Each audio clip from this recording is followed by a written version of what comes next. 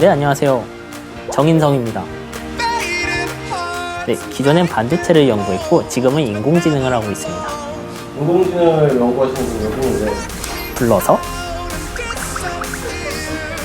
오늘은 반도체 기업들의 역사를 살펴보면서 어째서 이런 기업들이 패권을 잡게 됐는지 알아보고 최근에 일어난 변화가 이런 패권에 어떤 영향을 주었는지 알아볼 생각입니다.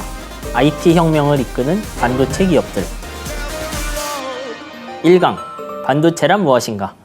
어떤 산업의 현 상황을 이해하기 위해서는 그 사업만이 겪는 독특한 특성을 이해하는 것이 정말 중요합니다. 이는 반도체 사업에서도 마찬가지입니다. 반도체 산업은 다른 산업들과는 달리 수많은 회사가 생겨나고 사라지며 다이나믹한 변화를 겪었고 지금도 엄청난 변화를 겪고 있습니다. 왜 이런 일이 일어나는지 이해하기 위해서는 반도체 산업 저변에 깔린 특성을 이해하는 것이 정말 중요합니다. 따라서 이번 시간에는 반도체 산업이 가지는 특성을 그 기술을 기반으로 하여 간단히 알아보도록 하겠습니다. 일단 제일 먼저 다뤄야 할 개념은 컴퓨터의 개념입니다. 컴퓨터라는 것은 쉽게 말하면 프로그램을 이용해 동작을 바꿀 수 있는 기계라고 할 수 있습니다. 예를 들면 집에 있는 의자는 말 그대로 의자, 사람이 앉을 때밖에는 사용할 수 없습니다. 자동차는 완성되고 나면 하는 일은 주행밖에 없습니다. 하지만 컴퓨터는 단일한 물건으로 원한다면 1에서 1000까지 숫자를 한 번에 더해주는 일을 시킬 수도 있고 자판기에서 음료를 나오게 할 수도 있으며 방송국의 직원들은 동일한 컴퓨터를 받아서 영상 편집을 할 수도 있습니다. 나아가서는 지구와 우주의 법칙을 계산하는 일에도 사용됩니다. 정확하게 프로그램만 짜서 넣어주면 되는 것입니다. 한번 간단한 프로그램의 예를 보겠습니다. 어떤 숫자를 입력하면 1부터 해당 숫자까지 순차적으로 더하는 간단한 프로그램입니다. 한번 이 프로그램에 숫자 10을 넣어 보겠습니다. 일단 입력된 숫자 10을 방 1에 저장해야 됩니다. 그 다음 또 다른 방에다 숫자 0을 저장하겠습니다. 그리고 방 2에서 방 1의 값을 한번 더해 주도록 하겠습니다. 방 1에서는 숫자 1을 빼주고 그 다음에는 조건을 한번 확인해 보겠습니다. 방 1의 값이 0이 되면 방 2의 값을 출력해서 사용자에게 보여주고 0이 되지 않았다면 다시 세 번째 순서로 돌아가는 것입니다. 그럼 한번 이 프로그램을 실행시켜 보겠습니다.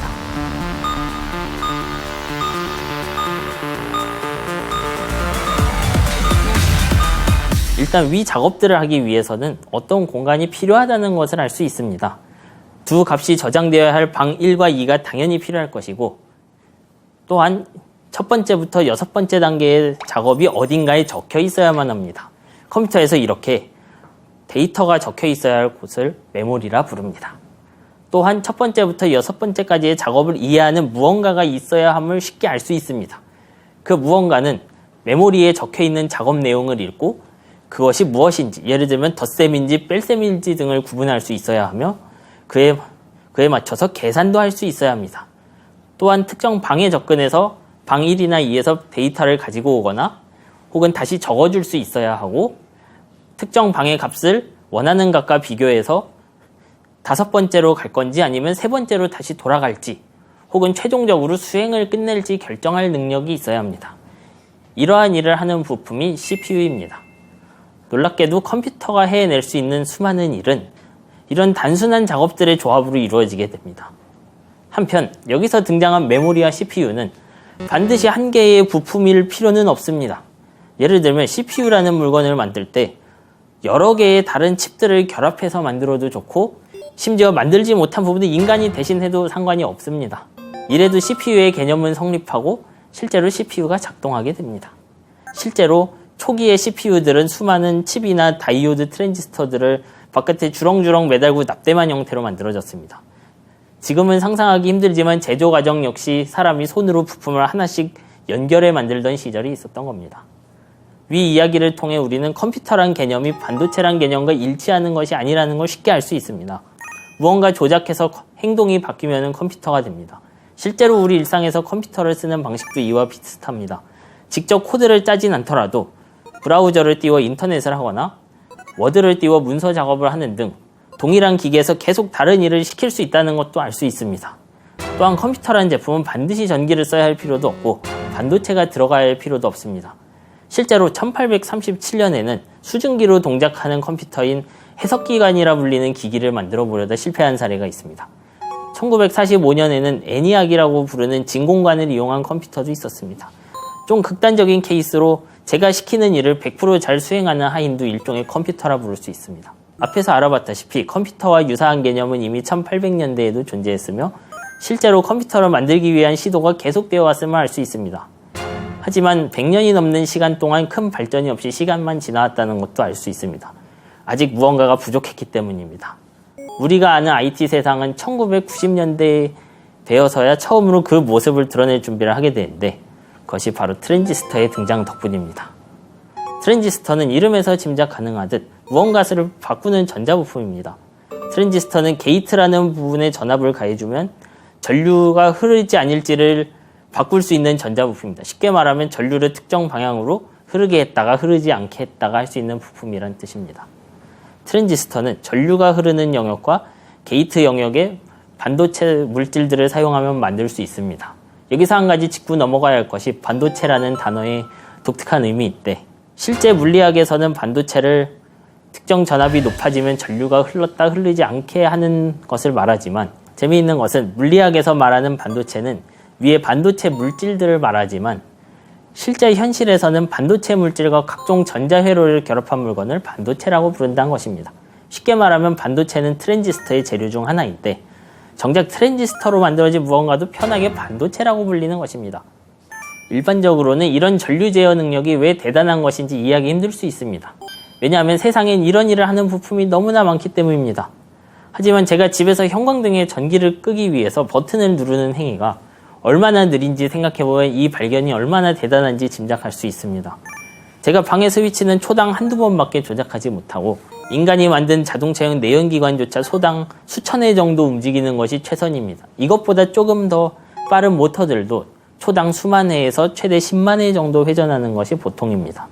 하지만 전자는 초당 수억 번 이상 상태를 바꿀 수 있을 정도로 빠를 뿐만 아니라 기계적인 스위치보다도 수명이 훨씬 길고 신뢰성이 좋습니다. 기계적 마모도 적고 제어 속도도 빠른 겁니다. 위에 설명한 수많은 기계 장치보다 사용하는 전력과 에너지도 훨씬 적습니다. 게다가 더욱 중요한 것은 과학자들이 이러한 전류를 끊었다 흘렀다 할 수 있는 회로들을 조합해서 메모리와 CPU를 만들 수 있다는 걸 알고 있었다는 겁니다. 하지만 최초의 트랜지스터는 우리가 알고 있는 물건과는 조금 다릅니다. BJT라고 불리는 물건으로 옆에 그림과 같이 생겼습니다. BJT는 지금도 사용되는 물건이긴 하지만 이렇게 생긴 모습을 봤을 때 이것을 수억 개, 수십억 개를 대규모로 만들어서 좁은 공간에 모으는 것이 가능하지 않다는 걸 쉽게 알 수 있습니다. 그래서 지금의 BJT들은 기판에 납땜되어 굉장히 제한된 일만을 하고 있습니다. BJT로 컴퓨터를 만들려고 한다면 아마 지금의 컴퓨터를 만들기 위해선 건물 하나를 빼곡하게 채워야 될 것이고 그에 맞게 엄청난 전력을 소모하게 될 겁니다. 그래서 트랜지스터를 컴퓨터로 바꿔가는 또 다른 발견이 등장하게 되는데 그것이 바로 모스펫입니다. 1959년 모스펫은 강대원 박사와 모하메드 박사가 발명해낸 디바이스입니다. BJT와 유사한 연결 구조를 가지고 있고 하는 일도 비슷합니다. 하지만 여기서 중요한 것은 납작하다는 겁니다. BJT처럼 입체적이고 각종 도선을 여기저기 늘어뜨리고 납땜을 해야 되는 형태가 아니기 때문에 어떤 물질의 표면을 잘 처리해내면 그 공간 안에 가득 만들어낼 수 있습니다. 그리고 그 무언가가 여러분이 한 번쯤은 들어보셨을 실리콘입니다. 실리콘은 물질 몇 종류를 조금만 주입해주면 반도체로 변화하는 독특한 특성이 있기 때문에 가능했던 겁니다. 이렇게 하여 여러분이 많이 뉴스에서 들어보셨을 실리콘 웨이퍼도 전자사업의 전면으로 나타나게 됩니다. 이런 기술 발전에 힘입어 몇몇 회사들이 모스펫을 이용해 CPU를 만들어보고자 하는 시도를 시작하게 됩니다. 모스펫을 위에 쌓아 올리고 깎는 방식으로 제조할 수 있음을 이용하여 표면을 보호하는 마스크를 씌우고 씌운 마스크에 강한 빛을 쬐어 선택적으로 부품의 패턴만 남기고 파괴한 뒤 드러난 부분만 깎아내는 방식을 도입하게 됩니다. 마치 석판 인쇄를 하는 것과도 같다고 할 수 있습니다. BJT였다면 공장에서 각 소자를 하나씩 전선으로 연결하고 있어야 할 텐데 모스펫이었기 때문에 웨이퍼 전체를 한 번에 처리하고 트랜지스터와 트랜지스터도 연결된 상태로 제조할 수 있게 된 것입니다.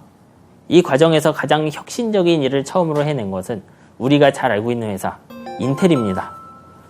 1971년 인텔은 CPU를 주문받아 제작하려 하고 있었습니다. 당시 고객은 약 7개의 다른 칩으로 이루어진 계산기용 CPU 디자인을 제안했는데 인텔은 이 과제를 하면서 다른 기능을 가진 7개 칩을 하나로 모은 단일 칩으로 생산할 수 있음을 알아내게 됩니다. 첫 번째 그림은 과거의 대형 컴퓨터 CPU의 일부분입니다. 고성능 대형 시스템의 경우 당시 더 많은 부품이 결합되고 작은 시스템의 경우 상대적으로 부품이 적게 연결되는 차이가 있지만 기본적으로는 이렇게 여러 가지 칩과 부품들을 결합해야만 했습니다. 1971년 개발된 인텔 4004는 저런 수많은 연결관계를 가진 부품들을 칩 하나에 박아놓는 혁신적인 방식이었던 겁니다. 이를 통해 인텔은 최초로 한 칩이 한 개의 CPU에 대응된다는 개념을 완성하게 됩니다. 이렇게 최초의 마이크로 프로세서가 등장하게 된 것입니다. 인텔은 인간 새끼손톱보다 작은 면적 안에 2000개가 넘는 트랜지스터를 모으고 트랜지스터 사이의 연결까지 구현하는 데 성공하게 됩니다. 세계를 바꿀 위대한 발명이 수많은 사람들의 손을 거쳐 드디어 탄생하게 된 것입니다. 누군가의 논문 속에서 개념으로만 존재했던 컴퓨터는 모든 인구의 손바닥 위에 올라갈 준비를 하게 됩니다. 이 혁신으로 인해 수많은 회사들이 CPU 사업에 진출하기 시작했고 컴퓨터 제조사들 역시 저마다의 아이디어를 뽐내며 PC를 만들어내기 시작하였습니다. 그리고 최초의 마이크로 프로세서가 등장하고 10년 뒤인 1981년 IBM이 돌연 지금까지 보지 못한 새로운 개념의 컴퓨터를 디자인하여 내놓게 됩니다. IBM PC라고 불리는 이 컴퓨터는 지금 우리가 알고 있는 컴퓨터의 특징을 상당수 가지고 있었습니다. 그 이전까지 컴퓨터 부품들은 컴퓨터 완제품 제조사가 정해주는 보조장치만을 쓸 수 있었고 이로 인해 각 컴퓨터의 확장성이 제한되는 문제가 있었습니다.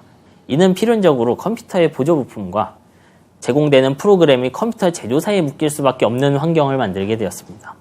하지만 IBM은 그 제한을 풀고 컴퓨터에 꼽을 수만 있다면 IBM이 제공하지 않은 보조장치도 쓸 수 있게 하겠다는 혁신적인 디자인을 내놓게 됩니다. 이후 이야기에서 좀 더 알아보겠지만 IBM은 이를 통해 매출을 크게 늘리고 경쟁사였던 애플을 완전히 눌러버리게 됩니다. 또한 이를 통해 컴퓨터용 하드웨어를 만드는 전문 회사들이 등장한 토대를 만들게 됩니다. 하지만 IBM PC의 진면목은 이런 것이 아닙니다. 다음 강의에서 알아보게 될 지금의 두 반도체 거인 인텔과 삼성전자를 지금의 모습으로 만들고 나아가서 지금의 IT 생태계의 토양을 만들게 되기 때문입니다. 이번 강의는 여기까지입니다. 감사합니다.